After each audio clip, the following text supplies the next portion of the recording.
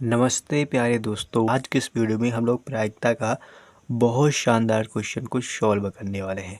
यदि आपको प्रायिकता के बिल्कुल भी क्वेश्चन नहीं समझ में आते हैं, इस वीडियो को देखने के बाद आप यहां से बहुत कुछ सीख के जाएंगे। तो आइए वीडियो को शुरू करते हैं। आज का हमारा क्वेश्चन है, एक पासा एक बार फेंका जाता है। यानी कोई मान लीजिए पासा है, आपने लूडो बचपन में खेला होगा और पासा देखा होगा। उस पासे को एक बार फेंका जाता है। अब आगे क्वेश्चन कह रहा है, निम्नलिखित को प्राप्त करने की प्रायिकता ज्ञात कीजिए। यानी नीचे जो क्वेश्चन लिखे हैं, दो क्वेश्चन। पहला क्वेश्चन है, 3 का गुणज प्राप्त करने की प्रायिकता क्या होगी। दूसरा क्वेश्चन यहाँ पे है, एक अभाज्य संख्या प्राप्त होने की प्रायिकता क्या होगी। तो आइए इन दोनों क्वेश्चनों को बहुत अच्छी तरीके से समझते हैं। तो आइए सॉल्व करते हैं। हमारा पहला क्वेश्चन है, 3 का गुणज। यानी 3 का गुणज प्राप्त करने की प्रायिकता क्या होगी पासे को उछालने पर। जैसा कि आपको मालूम होगा कि पासे में कुल टोटल नंबर कितने होते हैं, 6। तो 6 में से कोई भी नंबर ऊपर आ सकता है, तो हम यही चीज़ें इसमें लिखेंगे। तो यहाँ पे हम लोग पहले क्वेश्चन का सलूशन देखेंगे, यानी 3 का गुणज। 3 के गुणज आने की प्रायिकता क्या होगी, तो इसका सलूशन हम लोग देखेंगे। तो क्या लिखेंगे, हम जानते हैं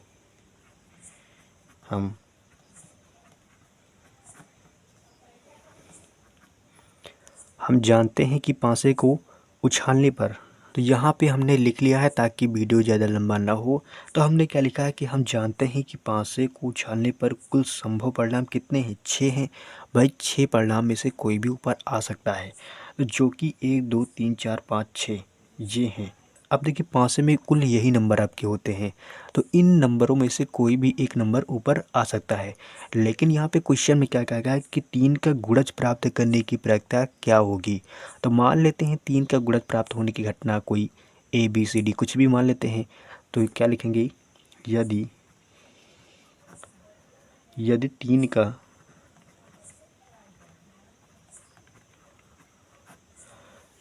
का गुणज प्राप्त होने की घटना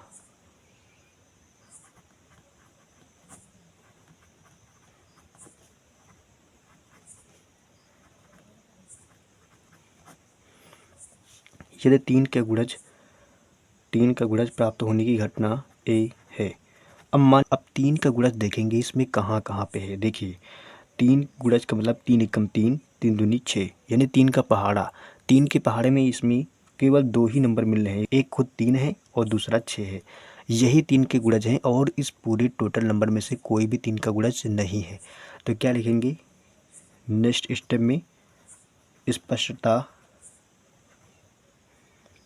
स्पष्टता यानी स्पष्ट है कि 3 का गुणज यहाँ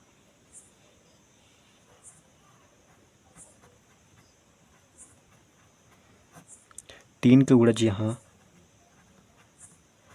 कौन कौन सा नंबर है, 3 व 6, 3 व 6 है। यानी 3 का गुणज 3 है और दूसरा नंबर कौन सा है, 6। अब देखिए टोटल घटनाएं कितनी घट सकती हैं, 2। भाई 3 आ सकता है या फिर 6 आ सकता है। तो अनुकूल घटनाओं की संख्या कितनी हो जाएगी, 2। अनुकूल का मतलब होता है आने वाली घटनाएं कितनी हो जाएंगी, 2। केवल 2 घटनाएं घट सकती हैं। तो नेक्स्ट स्टेप में क्या लिखेंगे,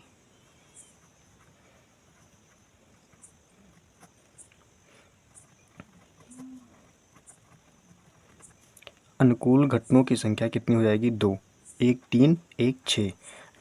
अब 3 का गुणज आने की प्रायिकता क्या होगी, तो क्या लिखेंगे, प्रोबेबिलिटी ऑफ A, क्योंकि इस घटना को हमने मान रखा है A। पूरी प्रायिकता में केवल एक ही फार्मूला लागू होता है, वो फार्मूला कौन सा है, यानी प्रायिकता बराबर फार्मूला है, प्रायिकता बराबर क्या होता है, अनुकूल घटनाओं की संख्या, अनुकूल घटनाओं की संख्या बटे कुल संभव परिणाम बटे कुल संभव परिणाम। अनुकूल घटनाओं की संख्या यानी आने वाली घटनाओं की संख्या कितनी है, 2। केवल 2 ही घटनाएं यहाँ पे घट सकती हैं, तो क्या हो जाएगा, 2 हो जाएगा। कुल संभव परिणाम कितने हैं, यानी टोटल में से कितने में से 2 आएगा, तो 6 में से। तो संभव परिणाम कितना हो जाएगा, 6।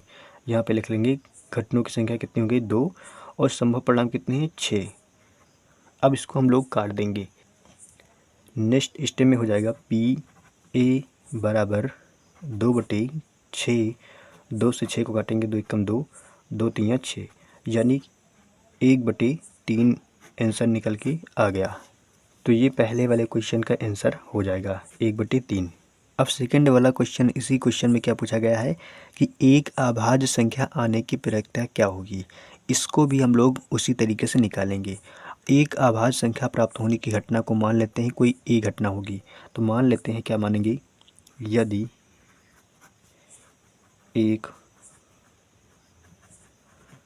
अभाज्य, तो मान लेते हैं कि एक अभाज्य संख्या प्राप्त होने की घटना क्या है, ए है। जब ए घटना है, अब ये बताइए यानी टोटल परिणाम कितने हैं, 6। 6 में से अभाज्य संख्या क्या होंगी, 6 में से 2 अभाज्य संख्या होगी, 3 होगी और 5 होगी। यानी कि क्या लिखेंगे, स्पष्ट है कि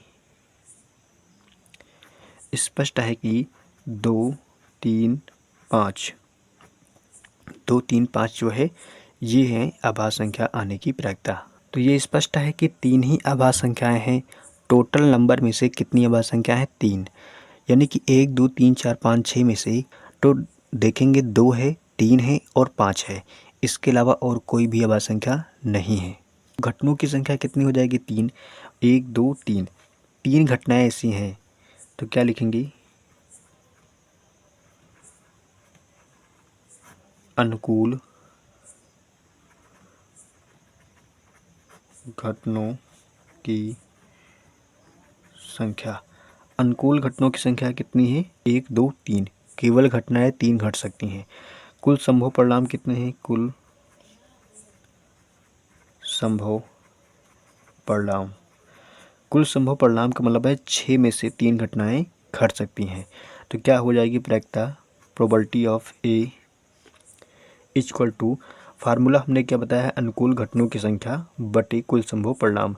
तो अनुकूल घटनाओं की संख्या यहाँ पे है 3, संभव परिणाम है 6, 3 से काटेंगे 6 को, 3 एकम 3, 3 दूनी 6।